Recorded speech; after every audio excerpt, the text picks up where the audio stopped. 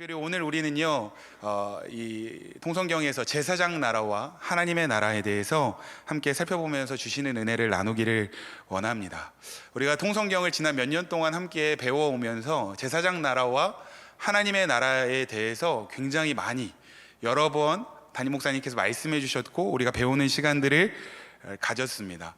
특별히 성경 안에서 구약 성경과 신약 성경의 큰 그림을 이해하는 데 있어서 제사장 나라, 하나님의 나라를 이해하는 것이 굉장히 중요한 일이라고 생각이 되어집니다.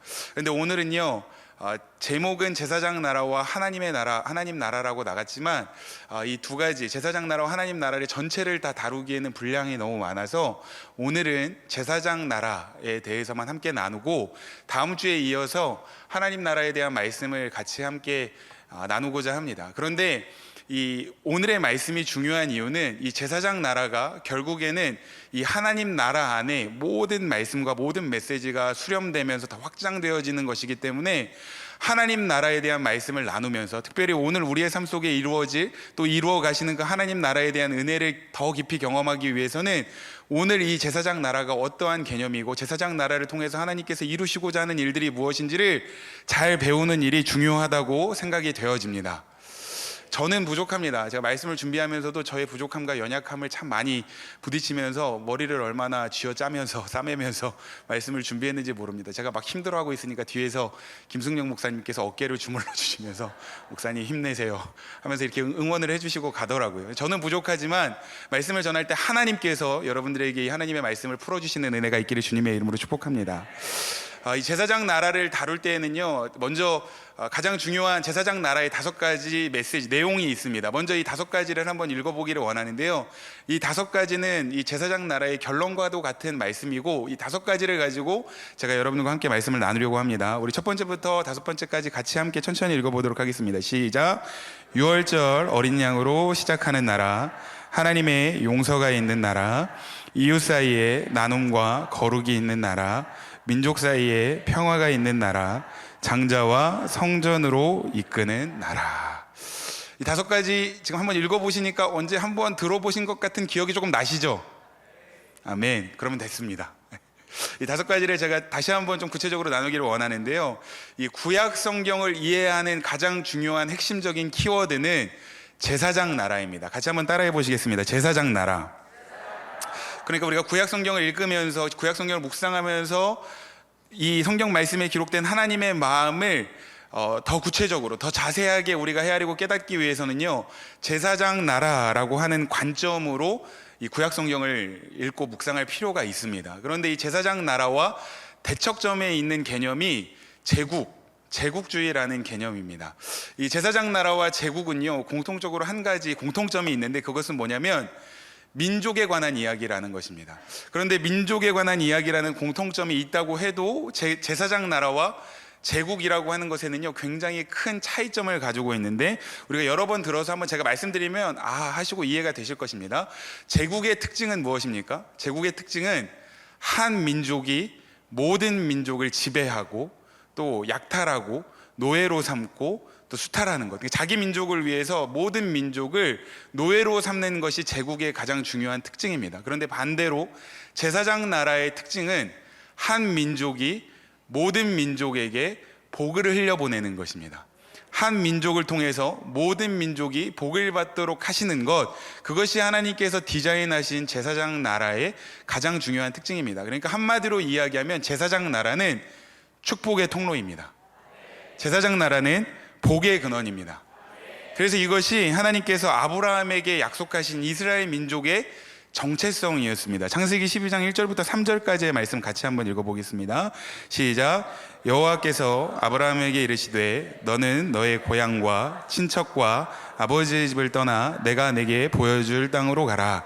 내가 너로 큰 민족을 이루고 내게 복을 주어 내 이름을 창대하게 하리니 너는 복이 될지라. 너를 축복하는 자에게는 내가 복을 내리고 너를 저주하는 자에게는 내가 저주하리니 땅의 모든 족속이 너로 말미암아 복을 얻을 것이라 하신지라. 네가 복의 근원이 될 것이다. 너가 축복의 통로가 될 것이다. 그런데 이것은 아브라함 한 사람을 위한 약속이 아니라 아브라함을 통하여 이루어질 이스라엘 민족의 정체성에 관한 약속의 말씀이었습니다. 그래서 아브라함을 지나서 이삭과 또 야곱과 요셉을 거쳐서 또 이집트에서 400년의 종살이를 하는 그런 모든 과정들을 통해서 하나님께서 이 아브라함을 통한 이스라엘 민족을 점점 성장하게 하셨다가 이 출애굽을 통해서 본격적으로 제사장 나라가 시작되게 하셨습니다. 출애굽기 19장 4절부터 6절까지의 말씀 한번 읽어보도록 하겠습니다. 시작. 내가 애굽 사람에게 어떻게 행하였음과 내가 어떻게 독수리 날개로 너희를 업어 내게로 인도하였음을 너희가 보았느니라. 세계가 다 내게 속하였나니 너희가 내 말을 잘 듣고 내 언약을 지키면 너희는 모든 민족 중에서 내 소유가 되겠고 너희가 내게 대하여 제사장 나라가 되며 거룩한 백성이 되리라. 너는 이 말을 이스라엘 자손에게 전할지니라. 아멘.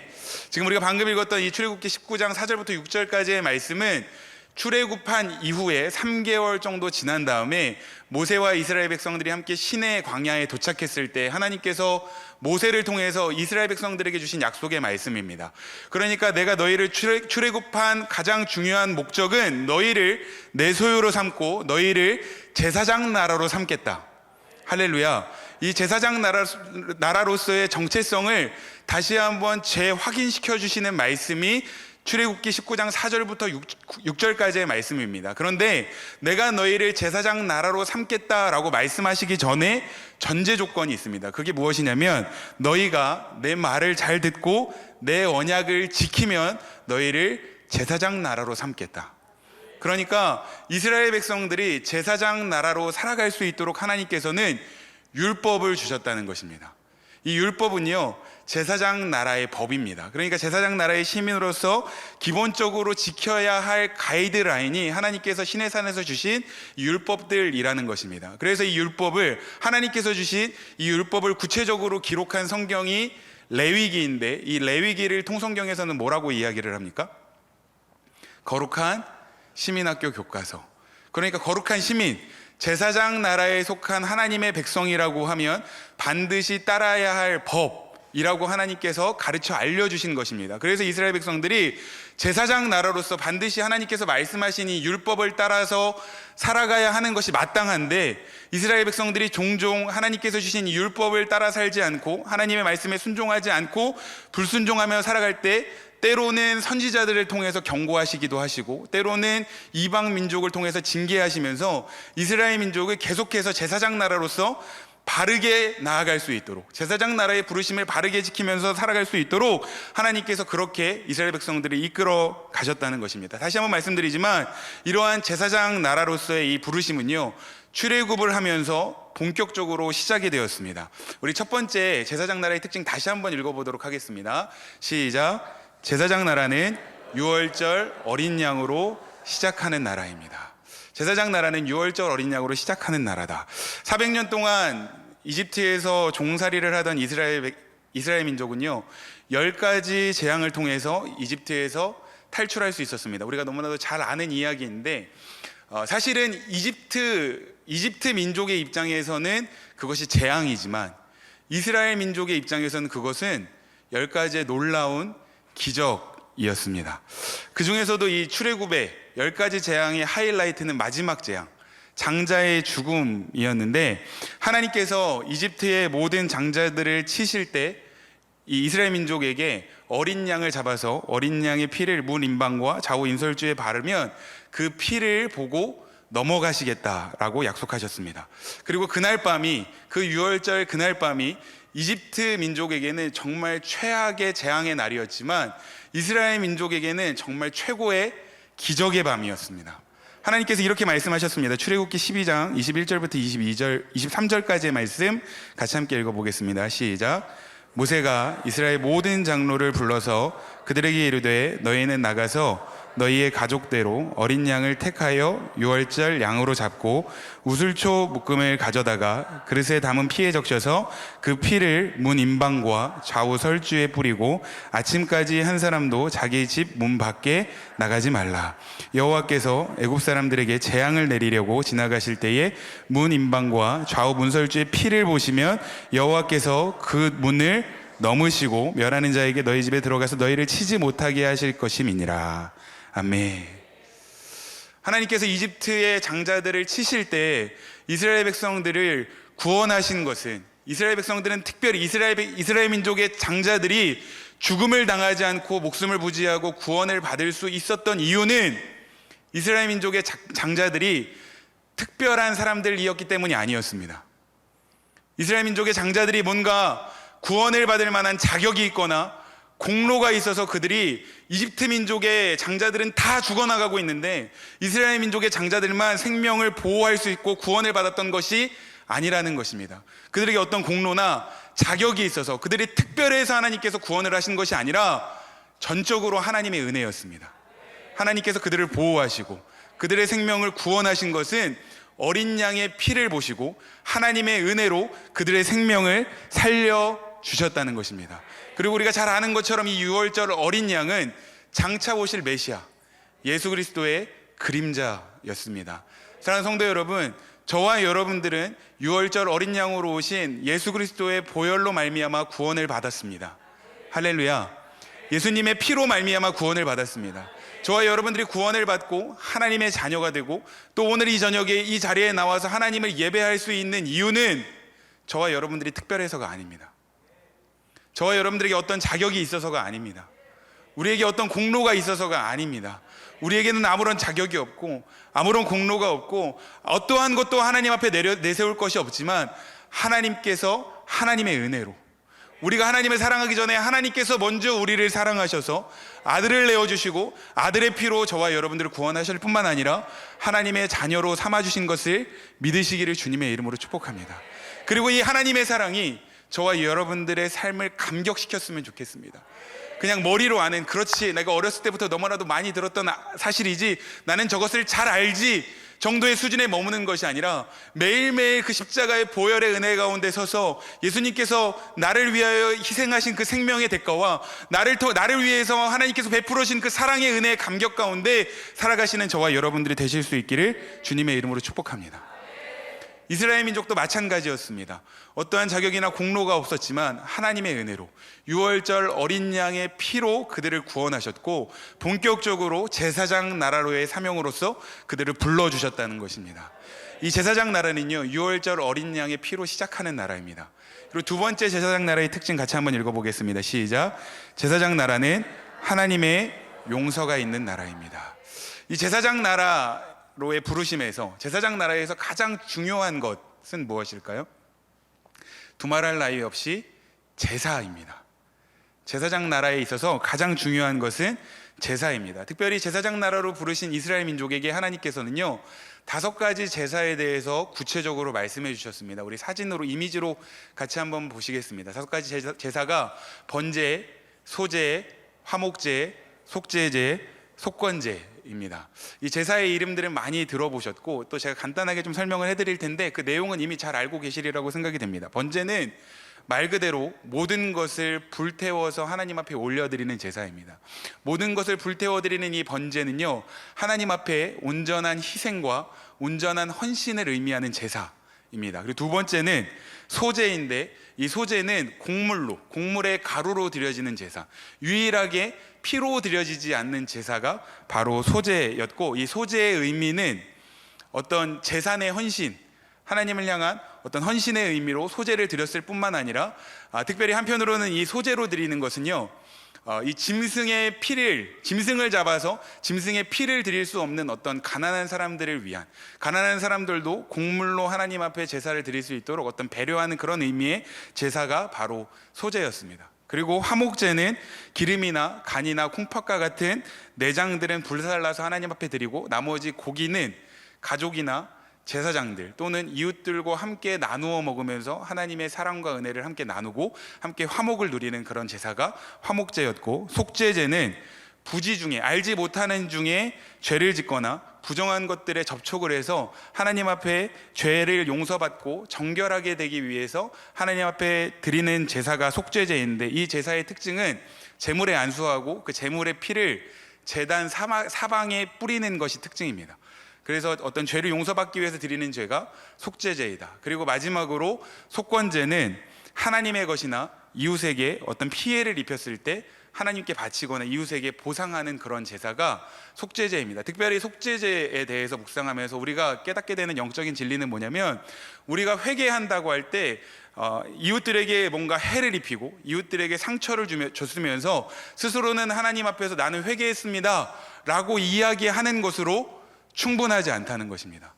물론 하나님 앞에서 우리가 영적으로 회개해야 될 것들이 있다면 철저하게 회개해야 하지만, 이웃과의 관계에 있어서 내가 이웃에게 뭔가 해를 입혔거나 상처를 주었다면 내가 하나님 앞에서 회개했습니다 라고 이야기하는 것으로 충분하지 않고, 이웃을 찾아가서 반드시 화해하고 그에 대한 보상을 해야 한다는 것입니다. 그래서 예수님께서 분명히 말씀하시기를, 너희가 하나님 앞에 제사를 드리러 왔다가도 형제와 다툰 일이 생각나거든 돌아가서 화해하고 와서 하나님께 제사를 드려야 한다라고 분명히 말씀하셨습니다. 특별히 율법에 따르면 이렇게 보상을 할 때는요, 5분의 1을 해를 입히거나 뭔가 파손을 시켰을 때 그에 상응하는 값의 5분의 1을 보상하라고 말씀하고 있는데, 성경을 보면 이 예수님을 만난 사람들, 예수님을 통해서 정말 그 하나님의 사랑과 은혜를 경험하고 예수님을 통해서 삶이 변화되어지는 사람들의 공통적인 특징은 하나님의 사랑을 경험하고 나서 그 삶이 완전히 변화되어져서 뭔가 이 사랑을 다시 한번 나누고 대갚아주는 모습으로 변화되어졌다는 것입니다. 그 중에서 대표적인 사랑이 누구냐면 삭개오입니다. 삭개오는 예수님을 만난 이후에 그 삶이 완전히 달라졌습니다. 그런데 삭개오에 대한 이야기를 잘 읽어보시면, 예수님께서 삭개오의 집에 들어가신 이후에 삭개오의 집에서 무슨 일을 하셨는지는 구체적으로 기록이 되어 있지 않습니다. 어떤 이야기를 나누었는지도 저희는 알 수 없습니다. 그런데 중요한 것은 무엇이냐면, 그날 그 집에서 삭개오는 예수님을 만났다는 것입니다. 그리고 예수님을 만난 이후에 삭개오의 이전의 모습이 완전히 변화되었다는 것입니다. 이전에는 다른 사람들을 착취하고 속이고 빼앗는 인생이었다면, 예수님을 만난 이후로는 가난한 자들에게 베풀고 빼앗는 것을 다시 한번 보상하는 인생으로 변화되어졌습니다. 그런데 이 삭개오가 자신이 빼앗은 것을 갚겠습니다 라고 이야기할 때 몇 배를 갚겠다고 이야기를 합니까? 4배를 갚겠다고 이야기를 합니다. 성경에 제사장 나라의 법에 따르면 5분의 1, 그러니까 25%만 갚아도 충분합니다. 그런데 삭개오는요, 자신이 남들을 속여 빼앗은 것이 있거나 이웃들에게 해를 입힌 일이 있다면 4배를 갚겠습니다. 400%를 갚겠습니다. 이거 율법 이상의 것을 갚겠다고 이야기하는 것입니다. 이것만으로도 너무너무 대단한 일인데, 엄청난 변화인데, 거기에서 그치지 않고 삭개오가 이어서 뭐라고 이야기를 하고 있냐면, 가난한 자들을 위해서 내 재산의 절반을 나누어 주겠습니다. 할렐루야. 이것이 바로 예수 그리스도의 사랑을 경험한 자들의 모습인 줄로 믿습니다. 그러니까 내가 하나님 앞에서 나는 회개했습니다 라고 이야기하는 것으로 충분하지 않다는 거예요. 여러분, 회개는요 반드시 삶의 변화를 가지고 옵니다.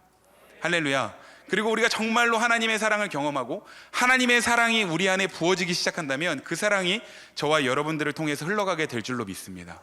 특별히 하나님께서는요, 이 제사장 나라로 부르시면서 이 5가지의 제사를 말씀하셨는데, 번제, 소제, 화목제, 속건제, 속죄제에 대해서 말씀하시고 나서 이렇게 제사를 드릴 때 3가지 아주 중요한 조건에 대해서도 말씀을 하십니다. 이 3가지도 우리 같이 한번 읽어보겠습니다. 시작. 제물을 들고 여호와의 이름을 두려고 택하신 곳에서 제사장의 도움을 받아 하나님 앞에서 제사자로 서야 한다. 그러니까 이스라엘 민족은요, 자기가 드리고 싶을 때 자기의 임의의 방법대로 드리고 싶은 곳에서 제사를 드릴 수 없었다는 것입니다.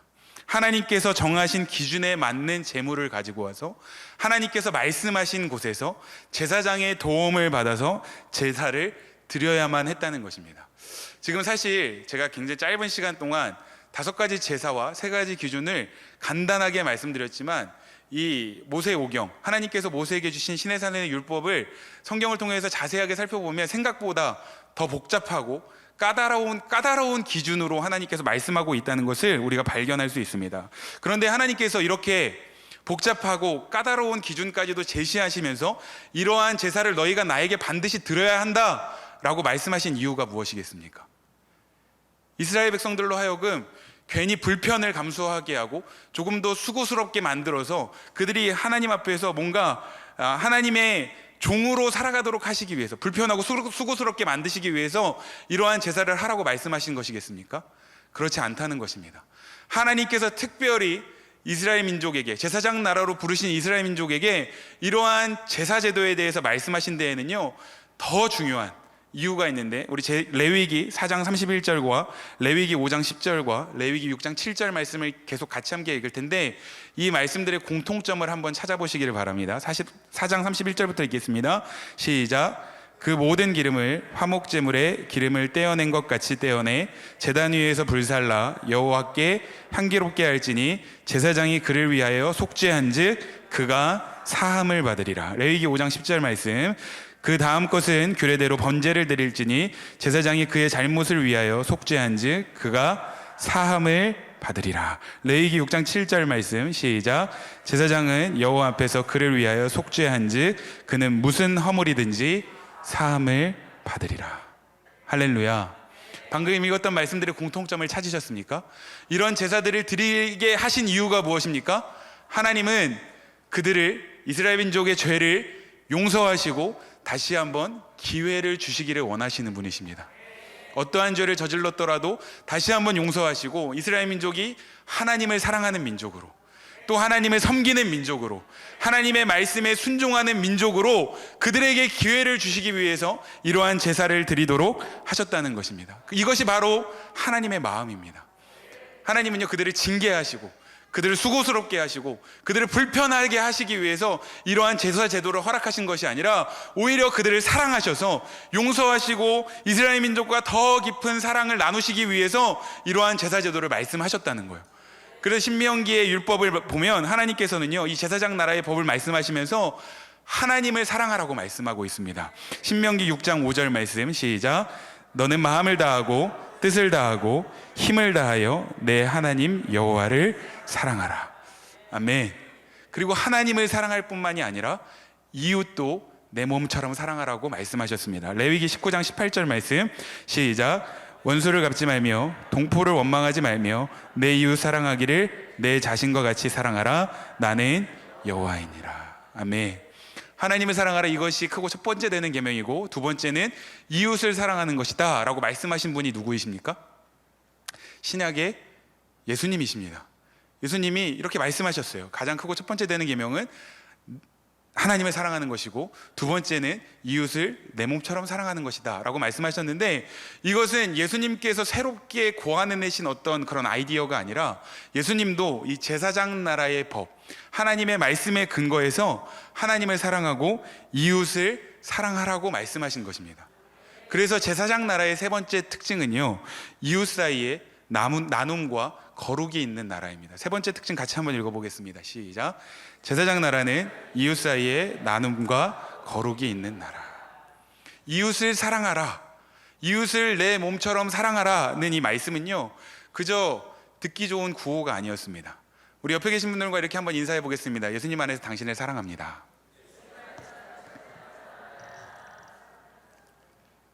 진짜 사랑하십니까? 네. 그런데 여러분, 그냥 이렇게 서로 듣기에 좋은 인사치레로 당신을 사랑합니다 라는 그런 의미로 하나님께서 이웃을 사랑하라고 말씀하신 것이 아니라, 하나님께서는 이스라엘 민족이 제사장 나라로서 이웃을 향한 그 사랑을 어떻게 구체적으로 실천해야 하는지, 다시 한번 말씀드립니다. 이웃 사랑은 실천하는 것입니다. 아멘. 이웃 사랑은 실천하는 것입니다. 그래서 하나님께서는 이웃을 내 몸처럼 사랑하라고 말씀하신 것에서 그치지 않고 어떻게 구체적으로 그 사랑을 실천해야 하는지도 말씀해 주셨는데, 레위기 19장 9절과 10절 말씀입니다. 시작. 너희가 너희의 땅에서 곡식을 거둘 때에 너는 밭 모퉁이까지 다 거두지 말고 내 떨어진 이삭도 줍지 말며 내 포도원의 열매를 다 따지 말며 내 포도원에 떨어진 열매도 줍지 말고 가난한 사람과 거류민을 위하여 버려두라. 나는 너희의 하나님 여호와이니라. 아멘. 하나님께서는 이 제사장 나라로 부름을 받은 이스라엘 백성들이 서로를 배려하면서 어떤 가난한 사람도 굶거나 어려움을 당하지 않도록 구체적으로 말씀해 주시는데, 떨어진 이삭을 다 줍지 말고 열매도 다 거두지 않도록 세심하게 말씀해 주셨습니다. 사랑하는 성도 여러분, 우리 하나님은요 정말로 섬세하신 분이십니다. 하나님은요 정말로 세심하신 분이십니다. 우리가 믿기로 우리 하나님은 온 우주를 다스리는 전능하신 하나님이시잖아요. 그런데 온 우주를 다스리시는 그 하나님께서 저와 여러분들의 세심한 부분들까지도 다 아시고 우리의 필요를 따라 채우시고 공급하시고 보호하시고 인도하시는 하나님이시라는 것입니다. 그래서 가난한 이웃들이 굶거나 어려움을 당하지 않도록 이렇게 구체적으로 가난한 사람들을 위해서 이 이삭이나 열매를 다 줍지 말고 거두지 말아라. 그런데 하나님께서 말씀하신 이런 이웃사랑의 어떤 실천적인 이 제사장 나라의 법을 통해서 엄청난 혜택을 누렸던 대표적인 사람들이 있습니다. 그 사람들이 누구입니까? 룻과 보아스입니다. 보아스가 만약에 이 이삭을 다 거두지 말아라 라고 하는 이 제사장 나라의 법을 알지 못했다면, 그리고 계대결혼법이라고 하는 제사장 나라의 법을 알지 못했다면 과연 어떠한 일들이 일어났겠습니까? 그런데 보아스는요, 이삭을, 가난한 자들을 위해서 이삭을 다 줍지 말라고 하는 제사장 나라의 법을 잘 아는 사람이었습니다. 뿐만 아니라 계대결혼법이라고 하는 제사장 나라의 법을 잘 알고 지키는 사람이었습니다. 그냥 아는 것으로 그치는 것이 아니라 이웃을 사랑하라는 그 계명을 실천했던 사람이었습니다. 그런 실천적인 삶이 있었기 때문에 보아스와 룻이 결혼할 수 있었고, 그 가문을 통해서 다윗이 태어날 수 있었고, 다윗의 자손을 통해서 온 인류를 구원하는 메시아이신 예수 그리스도께서 이 땅에 오실 수 있으셨다는 것입니다. 사랑하는 성도 여러분, 다시 한번 말씀드립니다. 하나님을 사랑하는 것이 가장 크고 첫 번째 되는 계명입니다. 저와 여러분들이 하나님을 더욱 사랑할 수 있기를 원합니다. 하나님을 더 갈망하기를 원합니다. 하나님, 우리를 사랑하시는 그 하나님의 사랑 안에 늘 머물러 있기를 주님의 이름으로 축복합니다. 하나님을 사랑할 뿐만 아니라 이제는 그 사랑으로 또한 이웃을 사랑하는 저와 여러분들의 삶이 되기를 원합니다. 이것이 단지 듣기에 좋은 인사치레가 아니라 우리의 삶으로 실천하는 진짜 이웃 사랑이 저와 여러분들에게 있기를 주님의 이름으로 축복합니다. 예수님께서는요, 이 하나님을 사랑하고 이웃을 사랑하는 것이 모든 율법과 선지자의 강령이다라고 말씀하셨는데, 여기서 강령이라고 하는 것은요, 온 율법과 선지자들의 말씀하신 모든 메시지의 진짜 본질적인 뜻이다라는 의미입니다. 모든 말씀의 핵심은 하나님을 사랑하는 것이고 이웃을 사랑하는 것입니다. 그런데 사랑하는 성도 여러분, 이웃을 정말 마음을 다해서 사랑하는 것이 쉽습니까? 어렵습니까? 자, 양심의 손을 얹고 한번 생각해 보십시오. 진짜 이웃을 사랑해야 한다는 것은 잘 알지만, 이웃을 정말 마음을 다해서 내가 어떤 이런 그런 판단하지 않고 온전히 사랑하는 것이 쉬운 일입니까? 어려운 일입니까? 생각보다 쉽지 않습니다. 근데 이것은요, 다른 누군가의 이야기가 아니고 바로 저의 이야기입니다. 제 힘으로는요, 어떤 누구 한 사람도 정말 마음을 다해서 사랑하는 것이 너무너무 벅차고 힘든 일이라고 생각이 되어집니다. 그나마도 마음이 조금 맞고 사랑할 만한 사람은 사랑한다고 하지만 그나마도 때로는 상처를 주고 또 상처를 받기 일쑤입니다. 그러니까 누군가를 사랑한다고 하는 것은요, 정말로 어려운 일입니다. 내 힘으로 또 내 의지로 어떤 내 방법으로 누군가를 사랑한다는 것은요, 정말로 어려운 일이에요. 그래서 우리에게 필요한 것이 무엇입니까? 하나님의 은혜입니다. 하나님의 사랑입니다. 하나님의 사랑이 내 안에 온전히 부어질 때 내 힘으로 이웃을 사랑하는 것이 아니라 하나님의 사랑으로 이웃을 사랑하는 것입니다. 저도요, 제 아내를 사랑합니다. 아멘. 제 아내를 사랑합니다. 10년 넘게 살아왔는데요, 제 아내를 정말 사랑하거든요. 그런데 때로는 다시 안 볼 것처럼 싸우기도 합니다. 이렇게 싸워도 되나 싶을 정도로 싸우기도 해요. 관계가 막 소원해질 때도 있고 며칠 동안 말도 안 할 정도로 관계가 멀어질 때도 있습니다. 그런데 그때마다 느끼는 것은 무엇이냐면, 아내와 저와의 관계보다 하나님과 저와의 관계가 멀어졌을 때, 하나님의 은혜가 내 안에 소진되었을 때 제 아내와의 관계도 멀어지고 그런 문제들이 생긴다는 것을 발견하게 됐습니다. 그런데 반대로 제가 하나님과의 관계가 깊어지고 하나님의 은혜가 부어지고 하나님의 사랑 안에 머물고 있으면 제 아내와의 관계도 깊어지고 더 친밀해지더라고요. 사랑하는 성도 여러분, 이것이 영적인 원리입니다. 여러분, 우리는요, 우리의 힘으로 누구도 사랑할 수 없습니다. 우리의 힘으로 사랑하려고 해봤자 우리는 실패할 수밖에 없고, 우리의 눈으로 볼 때마다 처음에는 뭔가 사랑스러운 모습이 보일 수 있어도 우리의 눈으로, 결국 인간적인 한계를 가진 눈으로는요, 다른 사람의 허물과 약점을 볼 수밖에 없습니다. 그래서 우리의 힘으로는 사랑할 수 없지만 하나님의 사랑으로 사랑할 수 있습니다. 저와 여러분들 안에 이 하나님의 은혜와 사랑이 부어질 수 있기를 주님의 이름으로 축복합니다. 그리고 또한 우리 교회도 그런 교회가 될 수 있기를 주님의 이름으로 축복합니다. 여러분, 은혜가 넘치는 곳에는요, 사랑의 나눔이 있습니다. 초대교회도 마찬가지였어요. 초대교회도 하나님의 은혜가 부어지고 성령이 부어지니까 그 교회 안에 가난한 사람이 아무도 없었다. 할렐루야. 이것은 실제입니다. 실제로 일어난 역사입니다. 하나님의 은혜가 부어졌을 때 가난한 사람이 아무도 없었다. 여러분, 우리 교회가 이러한 사랑의 풍성한 나눔이 있는, 사랑의 풍성한 섬김이 있는 교회로 세워질 수 있기를 주님의 이름으로 축복합니다. 네 번째 제사장 나라의 특징 같이 한번 읽어보겠습니다. 시작. 제사장 나라는 민족 사이에 평화가 있는 나라입니다.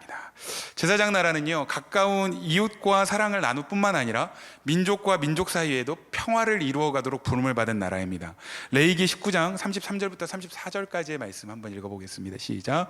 거류민이 너희의 땅에 거류하여 함께 있거든 너희는 그를 학대하지 말고 너희와 함께 있는 거류민을 너희 중에서 나은 자같이 여기며 자기같이 사랑하라. 너희도 애굽 땅에서 거류민이 되었었느니라. 나는 너희의 하나님 여호와이니라.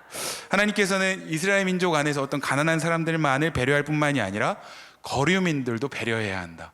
여기서 거류민이라고 하면 영어 성경에서는 NIV에서는 에일리언이라고 되어 있고 킹제임스 버전에서는 스트레인저라고 되어 있습니다. 그러니까 이방인, 낯선 사람들에게도 배려하면서 그들에게 사랑을 흘려보내고 하나님의 복을 흘려보내야 한다. 이것이 바로 제사장 나라의 사명이다라고 분명하게 말씀하셨고, 누구보다 이 제사장 나라의 사명, 이방 민족에게도 이 하나님의 복을 흘려보내야 한다는 것을 누구보다 잘 알았던 사람이 바로 다윗이었습니다. 다윗은 훗날에 통일 왕국을 이루고 엄청나게 강력한 군사력을 보유하게 되었습니다. 이때 당시 통일 왕국 당시에 다윗이 보유하고 있었던 군사력이 130만 명 정도 됐다고 이야기를 합니다. 오늘날 우리나라의 군대의 병력을 다 합치면 얼마가 되는지 아십니까? 60만 명 정도 됩니다. 63만 명 정도 됩니다. 그런데 당시에 다윗이 보유하고 있었던 군사력은요, 지금 오늘 우리나라 군대보다 2배 이상의 강력한 군사력을 보유하고 있었던 통일 왕국의 왕이었습니다. 그런데 그렇게 강력한 파워를 가지고 있음에도 다른 민족들을 약탈하거나 지배해서 노예로 삼는 제국으로 나아가지 않고 하나님께서 부르신 제사장 나라의 사명이 무엇인지를 분명하게 깨닫고 이스라엘 민족으로 하여금 모든 민족이 하나님을 경외하는 민족이 될 수 있도록 그 사명을 지키기 위해서 치열하게 살았던 사람이 바로 다윗이었다는 것입니다. 그리고 이것은 다윗에서 끝나는 것이 아니라 이 제사장 나라의 정신이 솔로몬, 그 아들 솔로몬에게도 전수가 되는데, 물론 이 솔로몬 정치 초기의 이야기이기는 하지만 솔로몬이 성전을 완공한 이후에 이 성전을 봉헌하면서 하나님 앞에 기도할 때 이렇게 기도합니다. 열왕기상 8장 43절 말씀 시작. 주는 계시는 곳 하늘에서 들으시고 이방인이 주께서 부르짖는 대로 이루사 땅의 만민이 주의 이름을 알고 주의 백성 이스라엘처럼 경외하게 하시오며 또 내가 건축한 이 성전을 주의 이름으로 일컫는 줄을 알게 하옵소서. 노란색 글씨 보셨습니까?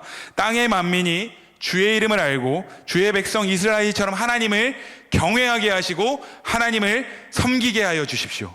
그 일들이 지금 이 이스라엘 민족을 통하여 이루어지기를 원합니다. 오늘 이렇게 하나님 앞에 봉헌하여 드리는 이 성전에서 하나님을 예배하고 하나님을 섬기는 제사장 나라로 부르신 이스라엘 민족을 통하여 땅의 모든 민족이 하나님의 이름을 알고 하나님을 경외하며 하나님을 섬기는 민족들이 되기를 원합니다. 다윗과 솔로몬은 하나님께서 이스라엘 민족을 제사장 나라로 부르신 그 부르심의 목적이 무엇인지를 분명하게 알고 있는 사람들이었다는 것입니다. 간절히 바라기는 우리 대한민국이 하나님의 나라를 이루어가는 민족이 되기를 원합니다. 이 선교적인 비전을 감당하는 민족이 되기를 원합니다. 선교사를 파송할 뿐만 아니라 이 하나님의 나라에 주님께서 기뻐하시는 교회들을 세우고 정말로 주님을 알지 못하는 자들에게 예수 그리스도의 복음을 전함으로 하나님의 나라를 완성하는 그러한 귀한 사명을 감당하는 우리 대한민국이 되기를 원하고, 더 나아가서는 우리 교회가 그런 사명을 감당하는 교회가 되기를 원합니다. 여러분, 우리 교회는요 정말 하나님께서 기뻐하시는 교회라고 믿습니다. 담임 목사님께서 자주 이야기하지만 우리 교회에서 가장 많은 재정을 투자하고 섬기는 곳이 바로 선교입니다. 여러분, 선교의 비전을 가진 교회는요 하나님께서 기뻐하시는 교회입니다. 왜 그렇게까지 해야 하나? 여러분, 오해하지 마십시오. 그것이 하나님께서 저와 여러분들을 부르신 이유입니다. 우리가 여기에서 우리끼리 잘 먹고 우리끼리 배불러 하면서 우리끼리 만족스러운 그런 예배를 드리도록 하나님께서 우리를 부르신 것이 아니라, 물론 그것도 중요하지만 우리가 하나님의 은혜를 경험하고 하나님의 사랑을 경험했다면, 그리고 하나님께서 우리의 인생을 형통하게 하셨다면, 이제는 그것을 하나님의 나라를 위해서 흘려보내도록 저와 여러분들을 부르셨다는 사실을 믿고 깨달으시기를 바랍니다. 우리 교회가, 또 우리 가정이, 우리의 직장과 일터가, 저와 여러분들의 삶이, 그리고 더 나아가서는 우리 다음 세대, 우리 자녀들이 이 선교적인 비전을 가지고 하나님의 나라를 이루어가는 삶이 될 수 있기를 간절히 소망합니다. 제사장 나라는요 민족과의 평화를 위해서 부름을 받은 나라입니다. 마지막 5번째 함께 읽겠습니다. 시작. 제사장 나라는 장자와 성전으로 이끄는 나라입니다.